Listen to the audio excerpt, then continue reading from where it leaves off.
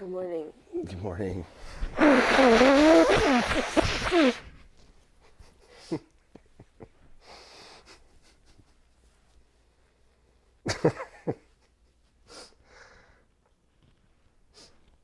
That's better. I mean, it'll hear you blow your nose. That's cacophonous. No matter where the microphone is, huh? No, it's gonna pick that up. So Spencer Pratt's going to the. Looks like he's going to go to the runoff, It would seem. and we're excited about that. Yeah. Yeah. But I was thinking about something else before, which was like,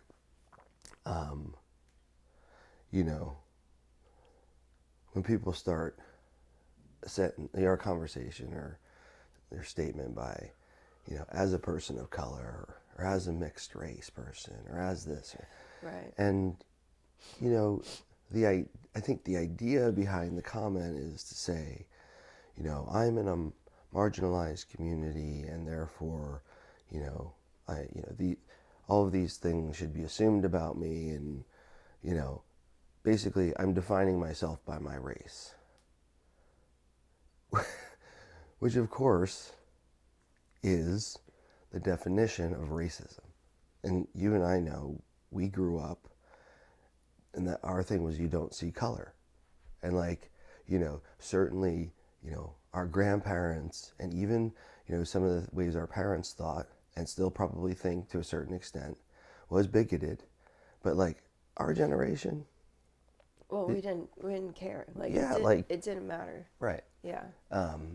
But it's gotten to the point where like the people presumably who are the most concerned about the issue of racism are just being the most blatant racists, as the definition, you know, is, which is dividing by race. And so that made me think about what was the kid's name? Henry Nowak. Yeah.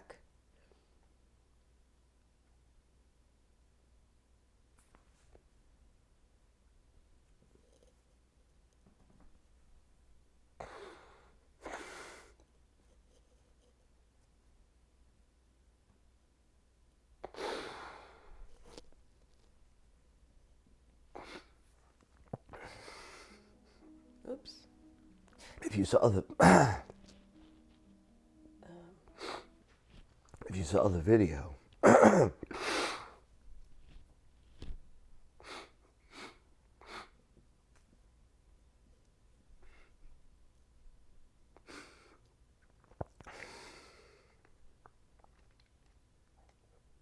it's rough.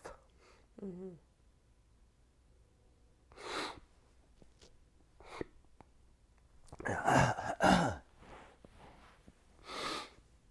And the circumstances.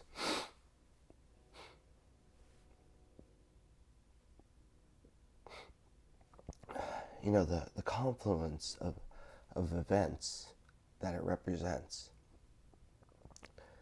is probably one of the most powerful things occurring in our world today.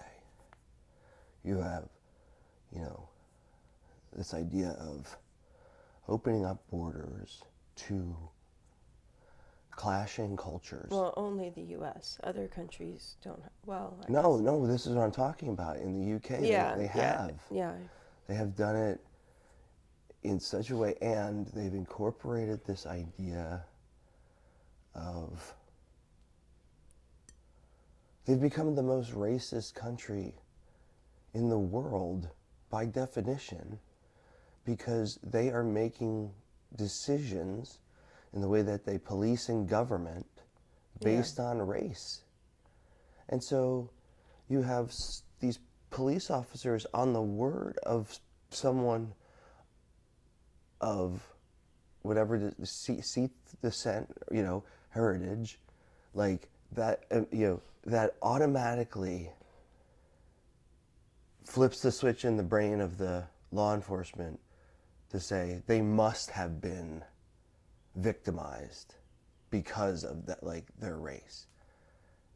And then they're presented with this kid who has literally told them he's been stabbed. Mm-hmm. That none of them for 1 second, no hair goes up on the back of their necks. Well, the guy says, "I don't think you have, mate." That's what I'm saying. Like, not only not acknowledging, because eventually they do acknowledge that he's wounded, but like the hair on the back of their neck does not go up as to say, is something not adding up here about the situation? Well, I mean, look, I don't know how policing laws work in England, but you know, it's not the police. It's not their job to judge the situation. That's a judge's job. So they are going to have to get control. You know, if two people are fighting, they're going to have to get control of the situation. But when someone needs medical attention, that becomes the priority. Like, regardless of whether that person is the victim, the perpetrator, whatever.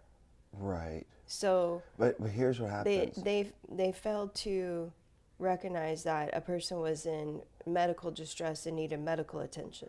But they suffer from something that I think a lot of police do. I'm sorry to interrupt, but this is important, and that is the person who calls seems to have the presumption of the truth teller, and that's the angle that the police come in to the situation in support of the person that called. That I think happens across the board in policing. Well, you know, well, I mean, some minor thing happened to me at an event where, I'll tell the story real quick. I got tickets to this monster truck event for my birthday.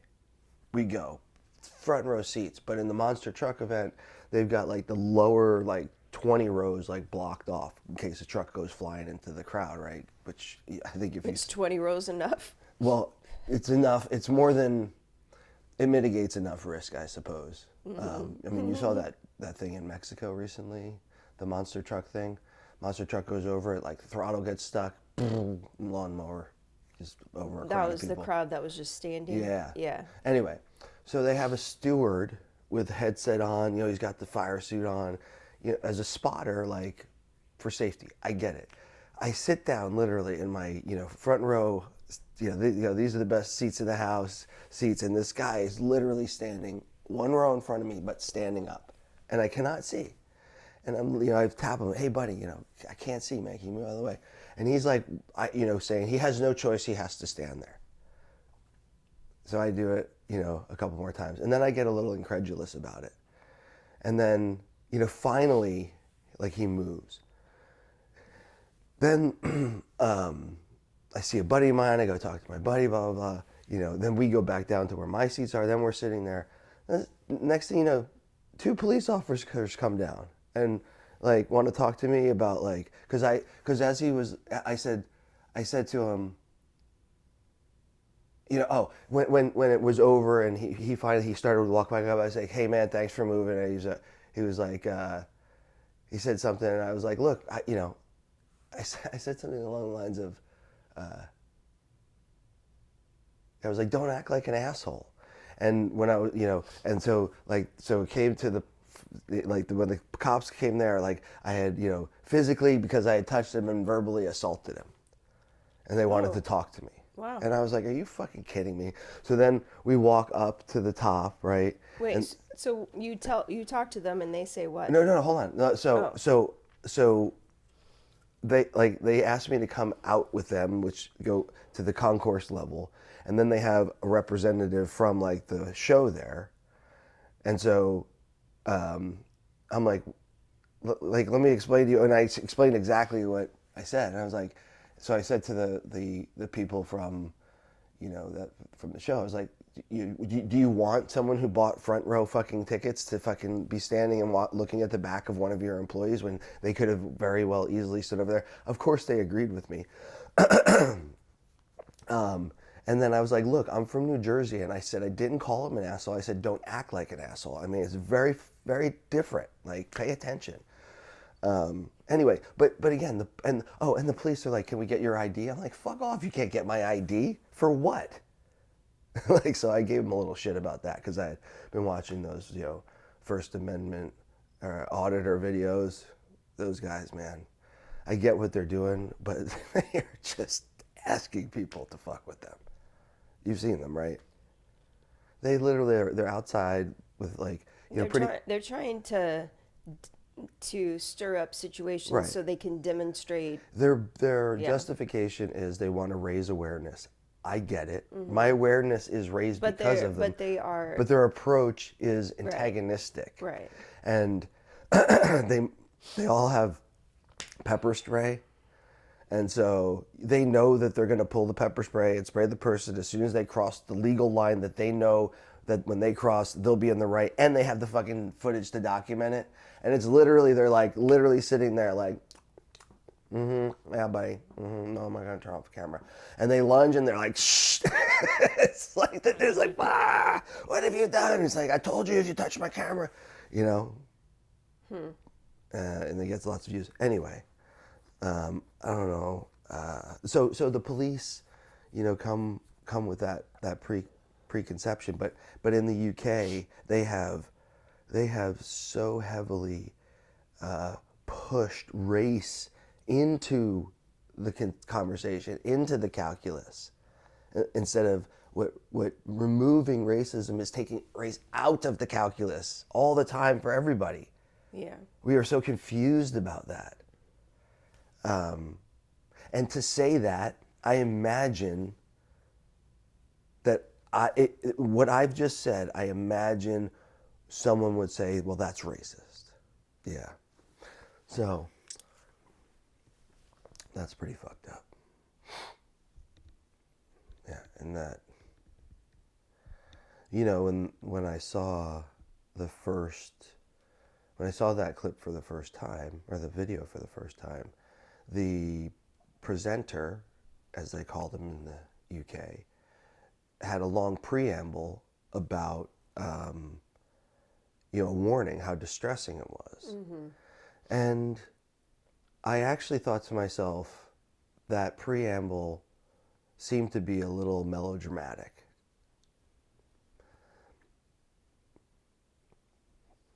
But then you watched it.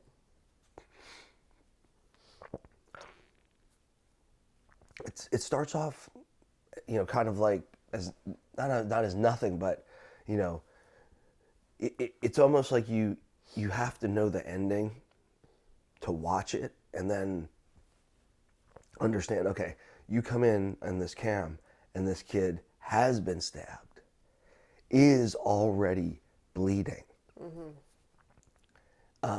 But when you first see it, you kind of, you in a sense see it from the officer's perspective, but it still doesn't excuse like the just simple, observe and understand the situation.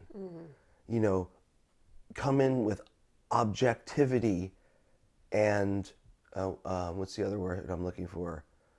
Skepticism. Always. None of that was present.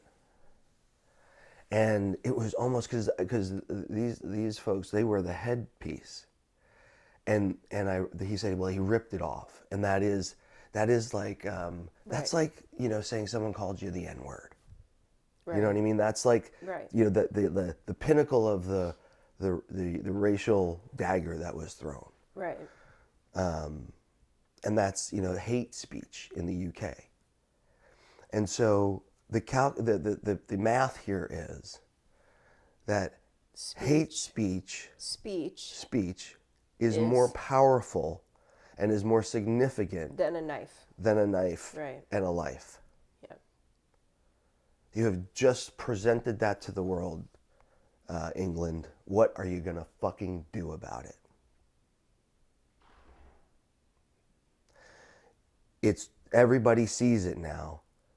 Okay, it's how do you react? Do you dig in your heels or do you wake the fuck up? I do think people are waking up.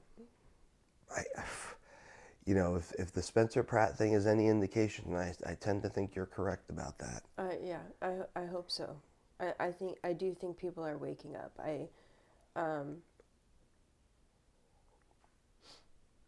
I see, and you're an example too, but there's a lot of people with accounts with, a fair amount of following that are talking about how they used to think a certain way, but certain events, and it's a little different for everybody, what thing kind of opened their eyes. But they started to see patterns and some event, and they went, wait a second, and it changed their mind on a lot of things, and they're speaking out about it. So I see that pattern happening over and over. And if you think about it like dominoes, Right. hopefully the dominoes are falling and people are waking up to, there's gonna be the ones that are never gonna wake up. They have their head so far in the sand, it's just not gonna happen. Yeah. You say to me that I'm a little bit too critical of these people. I'm frustrated because I feel like in this day and age, the information is easily obtainable. I mean, when you post a meme and you believe it, where it writes out about how horrible the economy was during Reagan administration and how great the economy was during Biden, I mean, it's laughable. It's so stupid. And the amount of effort it would take to confirm or deny that information is so minimal. Like, I have a hard time giving people grace for that. It is not that hard to find information these days. But so I think that there's a choice aspect to it. Some people are going to choose to believe absolute falsehoods no matter what. They are not going to put in any amount of effort, even so small, to find out, objective truth about any kind of a situation. But still, there is a pattern, like little bit at a time, hearing information, hearing people's opinions, and waking up to, the deception that you were under. Right. Well, I think you have to have two ingredients. Like, number one, you have to you have to be okay with being wrong. And for whatever reason, people are terrified of being wrong. Terrified. It's it's a sickness. It's a it should be in the DSM, like whatever that. I'm sure Jordan Peterson says, well, it is here. It's the root. This is the root cause of it. Whatever the fuck that is, that's one of them. And what was the other one I was thinking of? So it's I think it fundamentally boils down to this idea of how did you learn, or what model did you adopt in the way that you think? Do you try and improve how you think about things, so that if I thought about it this way in the past, I can actually come to it and think about it in a different way, from a different point of view in the future, because I don't have to just look at it from that point of view, right? So can you? I think I lost my. Yeah, I'm not following. Okay, hold on. Okay, hold on a second. So basically, I mean, can you be wrong? Do you want to learn new things? Is that? Because I feel like most people, if you ask them, do you like to learn new things, they would say yes. But in practice, maybe. No. No, sorry. I'm trying to say yes. Okay. I'm trying to say that what comes through is this idea of, the difference between being taught how to learn and being taught, what to learn. Right. Right. So the how to learn people, for the most part, I think, can, in somewhere in their capacity, is the ability to go, I should look at this more objectively. I just posted this quote on Facebook. Wait, and the what to learns, right? they're the ones that are relying on the trust, whatever false trust they have put in the source of that information. And if the false trust is so thin, as so simplistic as it supports their point of view, then they're really fuckity fucked. So, yesterday I posted this quote on Facebook. It's Alvin Toffler, and I'll admit I don't know who that person is.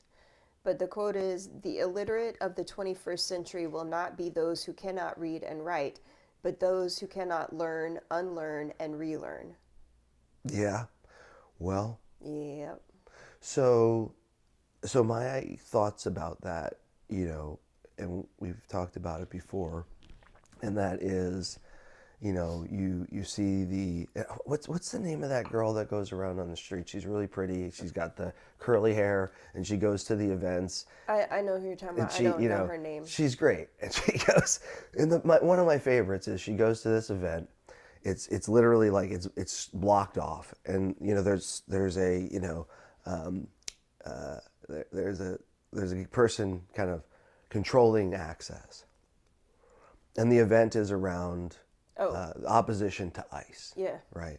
So she comes up to the person that is standing there. What are we here for? And then I think maybe he gets a little incredulous because he recognizes who she is And what she's doing. Right. But and he's like, we anybody who supports ICE and illegal deportations, blah blah blah blah blah. And she's like, well, don't you think the United States should control its borders? And the answer is some contradiction to that idea, right? And then she's like, well, so can I come into the event? And he's like, no. And she's like, and so you're trying to control who comes in and control your borders. And the person locks up a little bit. She does that to people a Right. lot. And Yeah. effectively they reach the point of a 2-year-old, which is their mental and emotional ideas and their thoughts and feelings have exceeded, the complexity of Their those, ability or to express their it. ability to express it, Yeah. or to make what the point of view that they are following make sense to themselves, and that's a shutdown, right? And so these videos, while they point that out, the net of it is that person was embarrassed, and now they are more hardened into their position than they were before. And so I think, like you've heard me say, the coaching approach, we always talk about how are we going to bring the country together. The first thing you got to stop doing, first, is stop pointing out the absolute worst in the other side. Start by doing that, right? And I know in this world of clicks, you got to have that reaction thing. But if we look at what we're doing to ourselves, it feels like we are trying to tear ourselves apart. And if I were a foreign adversary and I could seed that process happening through strategically placing bots within social media to influence the influenceable and to create these divides, it would be pretty easy. And I think we're seeing the successes of that. And so we got to start to undo that, which is person-to-person contact. Come out of the comments, The people who hide in the comments are the equivalent of someone who hides behind a fucking tree and throws a rock at your house and runs away, right? Instead of saying, hey, let's talk about whatever issue we have. That'll start solving some problems. And then if you can get someone, and it is a very hard process these days, but if you can get someone who has a different opinion than you to talk at this level, in the front of the conversation, you may have to let some of that emotional steam run off, let it blow off. Because if it's there when you get to the heart of the conversation, the kind of inception part of the conversation, where you put the idea on the table, as the guy said, which is the puzzle piece, and it doesn't get clicked together for them, but it gets put on the table. So now it's on their table. And now they go about you have the conversation, you have the difference of opinions. Hopefully it stays calm, and maybe at the end it's a, hey, we agree to disagree. Now they got that puzzle piece. Now they go out about their life and they see some things that maybe support the ideas behind that little puzzle piece or that Lego piece. And that continues to build. And that, let's say that piece is polarized, it's magnetized, right? It starts to build up its magnetic force and like more and more. And then when it snaps together, that is when that person changes their mind. You don't have access to that process if you fucking, what? You think that? You're an idiot. You can't even articulate your point. What are you doing? You're such a moron. There is no chance of getting to that from that. No chance.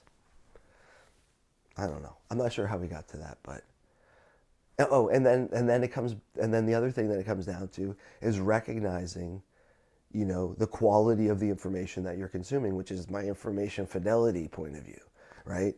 The further you raise up the information fidelity scale, the more you can talk about something intelligently. And if you look at it like a funnel, and down here at the funnel is fucking TikTok, right? Up here is a 3-hour Jordan Peterson lecture or a 3-hour conversation with, RFK. Because RFK as an example, there are so many people who will tell you who he is, what he is, thinks, Right. like. But they've never actually listened to him. And I go, Yeah. oh, that's interesting. Where did you get that information from? And well, I saw this news article, and I'm like, have you ever heard him tell you what he thinks? Of course, the answer is no. Have you ever listened to, a 2.5-hour interview with him? The answer, of course, is no. Have you ever read anything he's written? The answer, of course, is no. And now the person who's read a book that he's written, listened to multiple, 2-3 hour interviews with the guy. Some I've listened to more than once, right? And so you're gonna now tell me your 30-second, 2-minute, 3-minute TikTok video clips down here on the information fidelity scale. What I know is just not true, because I've got the high fidelity stuff. Yeah. And so these people that are down here, they just have to understand. If they just can first understand the low quality nature of the information they have, and it's tainted, because it comes with a point of view automatically. Embedded in delivering it to you is telling you how you're going to think about it. That awareness is a number one responsibility that I think we all have right now, is to recognize how significant social media is in the programming of people today. Number one. Number two, you can't smoke cigarettes before you're 18. You can't drink before you're 21. You can't go to war before you're 18. You can't drive before you're 16. You can't fly before you're 16. What other restrictions are there on? You can't do shit before you're a certain age. Marriage. Yet, you will take a device and give it to a child in the most formative cognitive years of their life, and allow it to give it these snippet little bits of information that install a point of view, and it's garbage, it's junk food, it's literally crap that's put into these kids' minds. And even as parents, we both, I think, to a certain extent, we're aware of it. But even so, like, I do see, and COVID obviously had a big impact on this, but like the maturity level and intelligence and knowledge are different. But when you put them together, like, that to me is where the result is. And there's intelligent kids and there's not many knowledgeable kids that I've seen in that age range. And when you find the knowledgeable one, they really stand out to you. You're like, oh my goodness, right? Like that kid that we walked through the park, sitting up in the playground, reading a book, no one else around. Like, that's getting more and more rare. What's more prevalent, and I don't know if this is true, but I saw that whole like, hey, can you read this card thing, supposedly at USC or one of the California I universities. thought you said UCLA. Oh, okay, UCLA. Yeah. And these college level, and I can't remember some of And the I words. think UCLA has a low acceptance rate, doesn't it? I wouldn't know, but Yeah. that's beside the point. No, I think. it is significant because that means that these, if there's a low acceptance rate, then it means that these students, Right. are in a higher bracket. So I So guess out of this higher bracket, Right. even a large so these are percentage- supposed to be elite to a certain extent. right. What was it? I saw Bill Maher talking about, and you mentioned it, that Mississippi, I'm wrong. Oh, yeah. Mississippi to California. California is like 34th in reading or something. No, Or 28th or something like that. his specific quote was about math and saying comparing fourth graders in Mississippi and California. The fourth grader was like 4.5 times more likely to be at grade level in math than the California student, And- that they spend a lot less Right. money per student, the state, Right. than California. And so he's basically saying, y'all need to stop with this whole, criticism of their education because Backwoods. we're doing Backwoods, Mississippi. stupid Southern people. They talk slow and they think slow. Yeah. Oh my goodness. And this also makes me think, like, those Southern people who can hunt and fish and mine the land. What a bunch of idiots. Yet you go to school to learn about agriculture. Who would be the best teachers of agriculture? These farmers, right? That actually fucking farm, who probably. Well, they don't. But who They don't go to school for agriculture. No, that's the point. That's the point. You have farmers who are the doers. Mm-hmm. They learn from doing. They carry information forward through generations. They apply it. They understand how it works. There are kids will go to school for agriculture, right? I'm saying California kids don't who do will that. learn from farmers effectively, right? And then who will now have a degree and probably think. I think you're not using a great example. No, probably think at that point The when they kids go who- out into the world that they are smarter than that farmer because they have a degree that says that they are, but of course they're not. It's like the dune. It's just, I understand what you're trying to say. You picked the wrong degree to do that with. Because, Why? Well, because the people you're talking about don't get agriculture degrees, and the kids who get agriculture degrees are usually kids of farmers and ranchers and stuff. Shit. Okay. Why would some kid in LA be like, I'm going to get an agriculture degree? Although if they did, honestly, that good for them. They should go to. Okay. They should come to Texas Here's and a better. go to, be an Aggie and. Here's a better example. learn. This is a better example that I'll give you. This is a They better get a example. women's studies degree This is a better example. and make fun of the farmers. Okay. Listen, military, Navy, okay, Master Chief Petty Officer, probably has been on whatever boat that he or she is on for years, or been in the military for 20 years, right? Knows every nook and cranny of the boat, understands the politics of the boat, just the whole thing, right? That's the person, aside from some of the senior, not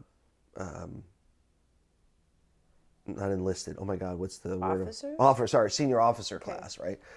So now you got the guy that goes to the U.S. Naval Academy, comes in as and he thinks right, he knows more and than the. goes to the boat, right? Gotcha. Yeah. And so now there's a dynamic between that person and the Master Chief Petty Officer. That person's got two choices, right? Right. What do? Do they Learn from them. do they recognize that, yes, in the chain of command, that's where they're at. But that is authority, right? But do you have the knowledge? Like, really, can you come to terms with that? And a lot of people, they don't. Yeah. It's the same in healthcare with like veteran nurses and then Right. baby doctors, right? Like there's this one, it goes around again every once in a while, but this doctor who was like live tweeting this interaction between a a nurse, an experienced nurse, and a baby doctor. A baby doctor is not a baby doctor. They are a rookie. Oh, like Doogie Howser. Well, like as in they've just graduated medical school. They're just, learning how to be a doctor, right? Right. And so the smart ones find the experienced nurses and they listen to them. They ask them questions, they learn from them because like you're saying, those are the people that have been on the ship for years. They know all how it works Right. and how the best ways of doing things. And anyway, so there was some kind of an interaction between these two classes of people. This other doctor bemusedly, observing it, and he's live tweeting it as it's happening. And then I think it starts off with, this intern just told a 30-year veteran ICU nurse, "I'm the doctor. That boy's gonna die today." Anyway, so yeah, same, but it's the same Right. dynamic. Like, there are people that have been doing it for a long time, and others who are they outrank that person, Right. but they're just learning, and they need to recognize that this other person has wisdom and experience that they can gain. And in those examples, except my stupid one at the beginning, but maybe B plus for effort. Like I sort of was trying to say the same thing, but anyway. Yeah. The underlying sort of message in that is, the what to think people, get the information, get their higher education information, and go out into the world, and they have this like hubris and confidence that the information that they've been giving to carry forward is the information that they shall take forward, and if you differ from that, you're just stupid because you don't know. And they just fail to recognize that is all based on all this practical stuff that happens, like all this knowledge that is gained from experience is what comes into education to feed them. And then they're going to go out into the world and tell the people where effectively all that knowledge and information has come from that they have it all and they know more. And it's just a ridiculous mindset. And that's the how to think. Those people go into the world and you go, okay, I've got this set of knowledge with me. I know there's no, we understand that you can't recreate 10 years of experience. There's nothing that can condense that down. Right. Like I learned that from the bagel business, right? Yeah. Like, as we look at competitors and stuff, and my partner gets really excited and nervous when another competitor comes to the market, and I look at the age of that competitor, and yeah, they may be accelerating their growth, but as far as the actual body of knowledge, and you think, what kind of body of knowledge is there in bagel baking? There really is, Sure, seasonality, of course, yeah. temperature, anyway, and so I take sort of comfort in the fact that we got 12 years of knowledge, like to someone's 2, 3, 4, and so anyway, we are just to just close it up. It's we've got to help people understand how to think. I think that just really distills it down to what we have to do. And I guess I should say, I think I know the root cause of this. We talked about this, right? Where, our generation, we're X, right? Yeah. And the way that We're barely okay, whatever. Generation X. We're X. We're on the but very like end. we basically grew up with metal bicycle pedals. Okay. With teeth. That Not just metal. The bicycle pedals that I grew up with Yeah. literally looked like little bear traps. Yeah. Okay. Yep. And the what that represents is the fact that when you fell off your bike or whatever, you fucking killed your shins, but Yep. you kept going anyway. You Yep. didn't have helmets on when you rode. You played in the woods. You set fires probably here and there. You shouldn't have. Like, you stayed out. It was like, come home when it gets dark. And you went out with friends. I mean, there weren't cell phones. Right. We were going out with friends, brand new drivers Right. driving around. We didn't Yeah. have cell phones, and Now parents send their child to third grade and freak out if the third grader who is at school under the Okay. supervision and care of adults doesn't have a cell phone. You know, like Right. we've really, But I think the point that we're trying to make here is that so our generation suffered that, like, and then I'll give you some other things, like, you know, we were raised by dads who thought you raise kids like they're, you know, Marine Corps recruits. You are raised by parents in the South who think maybe what do they call it, a switch is something that they discipline with. You know, you know, went to school where people in the schoolyard, you know, showed different dominances and you know, antagonized, and you know, through which we learn the lessons of negotiating, give and take, you know, who to avoid, what to avoid, all of that shit, right? So now we're growing up and we're like, damn, we had to, and we talk about it, but we talk about it with pride, right? And so, but Well, I mean, stupidly, we're like, oh my God, our children, they're not going to have to go through any of that. right. And we shielded them from it. So it's like we recognize that the way that we were raised, though perhaps, you know, could have been refined a little bit, okay? But we recognize that, you know, we gained skills and characteristics from that make us better people.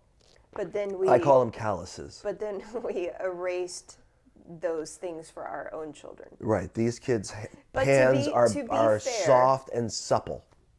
To be fair, you know, our generation of parents was the first in history to have to raise children with this technology, Right. cell phones and social Right. media. So to be fair, you know, the first people doing this didn't necessarily know all the pitfalls and traps that came with it. And, you know, I think now it is better known, and the people raising children now understand it better, and then the next generation and so forth. But we didn't have the, you know, the advantage of getting wisdom from people who had already, you know, gone through that and gotten experience. We were winging it. Right. No one else in history had to do that before. So, But- I do think that that's something to, you know. But I think most people from our generation, if you had this similar conversation, would recognize it.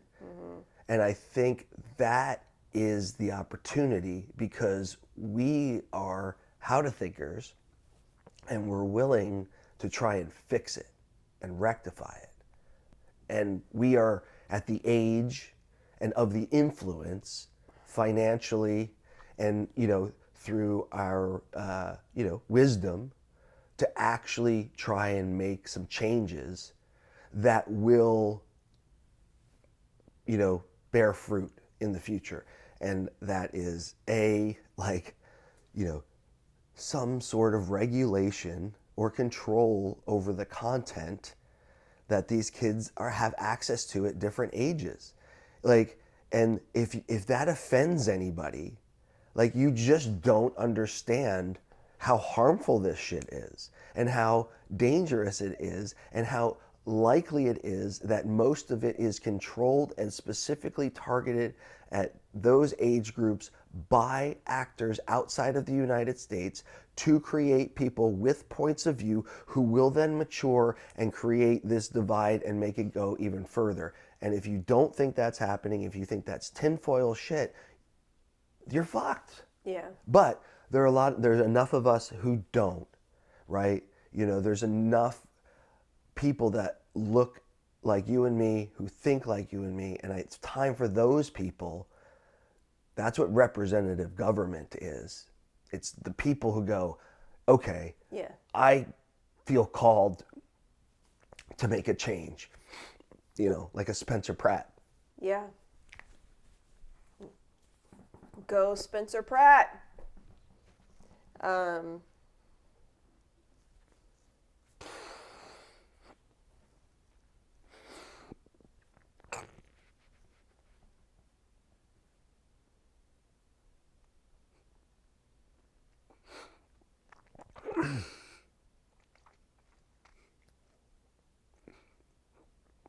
There's too many people in power because they want power rather than people in power because they want to serve their city, their state, their country, whatever it is. And, I think that's always been a problem. I think it always will be a problem just because of human nature. But as long as we can keep the scale tipped a little bit more in favor of the people who actually want to serve and do good. Well, right now, if you looked at the scale, it's on not, this side of the scale Yeah. would be a tungsten cube, and on this side of the scale would be a grain of fucking sand. Yeah. However, there are so many grains of sand. Right. Yeah. But what they're trying to do with the racist division, with the influence of young people, with the ideas of not having borders or etc. They're trying to spread out the sand. We need to gather the sand together. Yeah. Or let's say grains of salt, because that's the salt of the earth, right? Sure. Well, I think a guy like Spencer Pratt could be the first grain.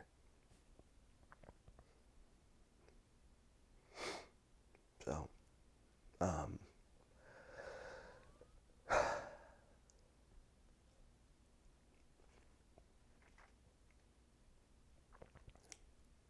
I also think coaches. We need people like coaches. I think, in your community.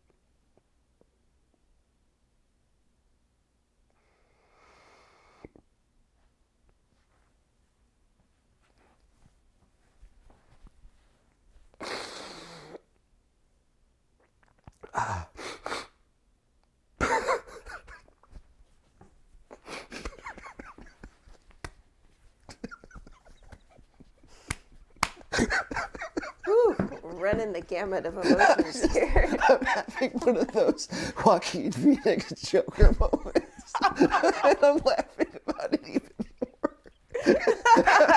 Because I'm literally crying about something and laughing about something at the same time. And now I 100% can't remember. Babe, I love you, but I'm sitting here thinking, do we need to check your testosterone level?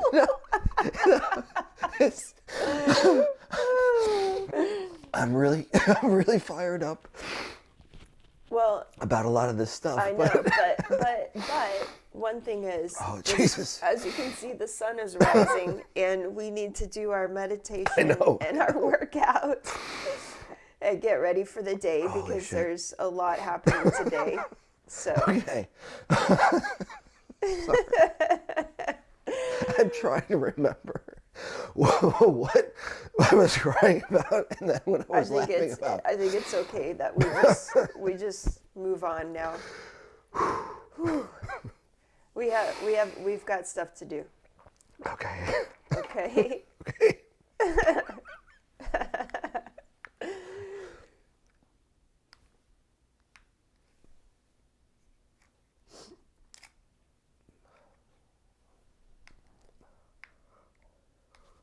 What the fuck use is this thing?